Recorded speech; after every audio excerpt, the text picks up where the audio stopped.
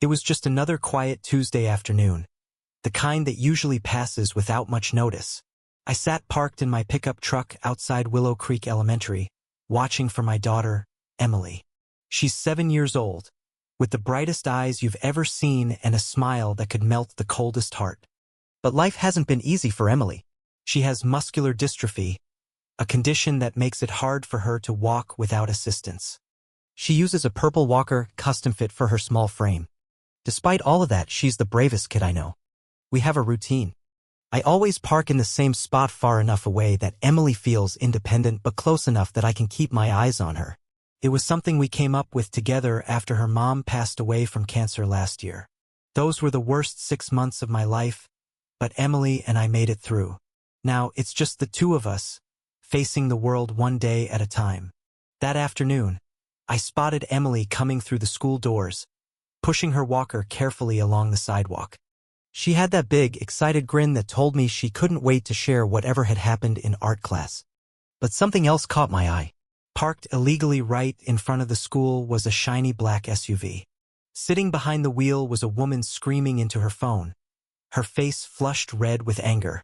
I recognized her immediately. Brenda Caldwell, the president of our neighborhood HOA. Everybody around here calls her Brenda Patrol, because she's always on the hunt for rule breakers. I've seen her measure grass with a ruler and hand out citations for things as petty as wind chimes being too loud. She thrives on control. But until that moment, I never thought she was dangerous. Emily's walker nudged against the SUV's bumper as she tried to maneuver past. It wasn't hard enough to cause any damage, but Brenda whipped her door open so aggressively it nearly struck Emily. "What do you think you're doing, you little brat?" Brenda bellowed, making every parent and kid nearby stop and stare. "Do you know how much this car costs?" Emily froze. "I'm sorry, ma'am. I didn't mean to." But Brenda wasn't having it. She stormed over, standing way too close, her finger jabbing toward Emily's chest. "You scratched my car. Do you know how much that's going to cost me?" I was already out of my truck and moving through the crowd. I was about 20 feet away when Brenda reached into her oversized purse and pulled out a small black handgun. My blood turned to ice. "Hey, put that down," I shouted, my voice sharp enough to cut through the chaos. People screamed. Emily tried to back away, but her walker caught on the curb. Brenda waved the gun wildly, the barrel pointed straight at my daughter. "This will teach you to respect other people's property." Whether she meant to fire or not, I'll never know. But the shot rang out, echoing across the schoolyard. Emily crumpled to the ground, screaming as blood spread across the front of her little t-shirt. I sprinted the last few steps, dropping to my knees beside her. The bullet had grazed her shoulder, not a direct hit, but enough to cause heavy bleeding. "Daddy," she gasped, eyes wide with shock and fear. "She shot me." Brenda stood there, frozen, staring at the gun in her hand like she couldn't believe what she'd done. Then she dropped it and bolted for her SUV. The engine roared to life as she peeled away from the scene before anyone could stop her. "Call 911, I screamed, pressing my jacket against Emily's shoulder to slow the bleeding. "Get that license plate number." The next few hours were a blur of ambulance sirens, the emergency room, and watching helplessly as doctors worked on Emily. They cleaned the wound, stitched it up, and gave her shots to numb the pain. Through it all, my little girl was incredibly brave, holding my hand tight and refusing to cry. Detective Alan Rivers showed up at the hospital, taking my statement. He looked uncomfortable as I described what had happened. "We've already picked up Mrs.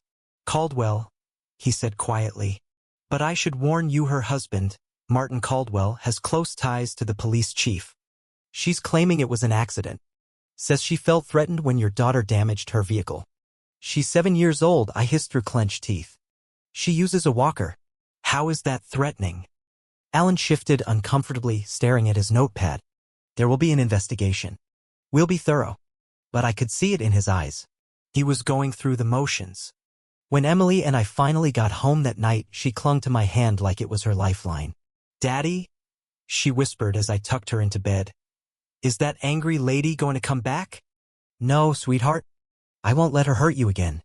But even as I said the words, I wasn't sure I could keep that promise.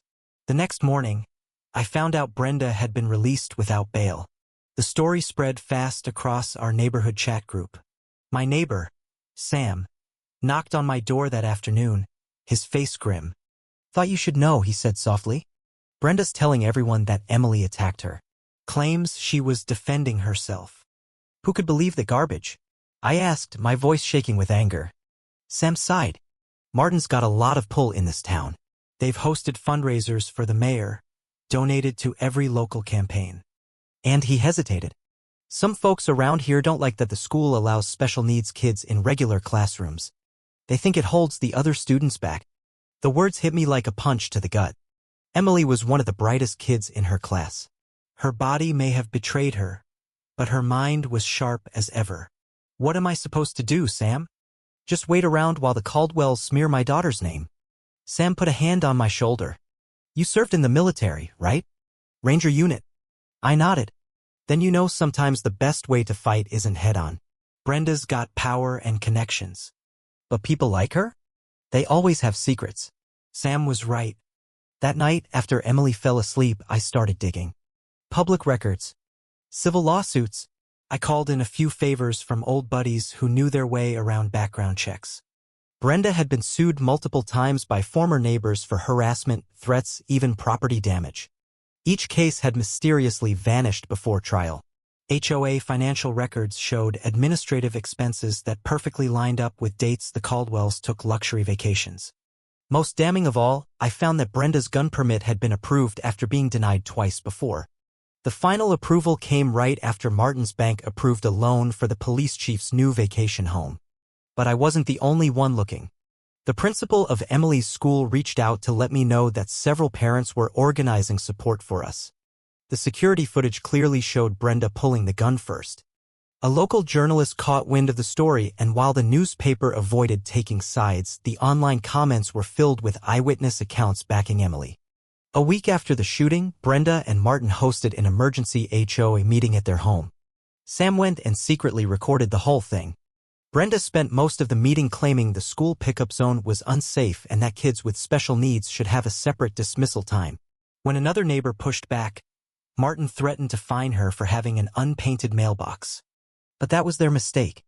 By framing the shooting as an HOA matter, they opened themselves up to HOA transparency laws. I filed requests for every email, memo, and note about the incident.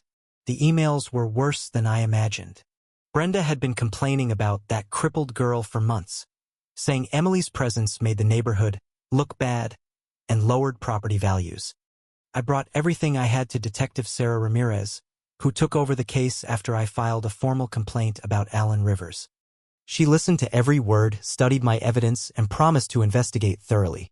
"The Caldwells have friends in high places," she warned me. "But I won't ignore this. What happened to your daughter was criminal." 3 days later, Brenda was arrested again, this time for assault with a deadly weapon, illegal firearm possession, and embezzlement of HOA funds. The modified gun, the shady permit approval, the harassment emails, all of it was too much for her connections to cover up. The hardest part was helping Emily feel safe again. Night after night, she'd wake up crying from nightmares. She didn't want to go back to school or even play outside. The scar on her shoulder healed faster than the fear in her heart. But the community showed up for us. Emily's classmates sent her cards and drawings. Her teacher came by with books and schoolwork. Neighbors organized meal deliveries. Sam's wife started a fundraiser to help with medical bills. 2 months later, Brenda's trial began. Her high-priced lawyer tried to paint her as a respectable woman who made a mistake out of fear. But the evidence told a different story. The jury saw the footage, read the emails, and listened to Emily's brave testimony. When Emily took the stand, my heart nearly burst with pride. She looked Brenda dead in the eye and told the truth, clear and steady. "I said sorry," she told the courtroom. "But she called me ugly names and pointed a gun at me. I was really scared. I couldn't move fast because of my walker." The jury didn't take long to reach a verdict, guilty on all charges. Brenda was sentenced to 7 years in prison. Martin sold their house and left town. Our neighborhood changed after that.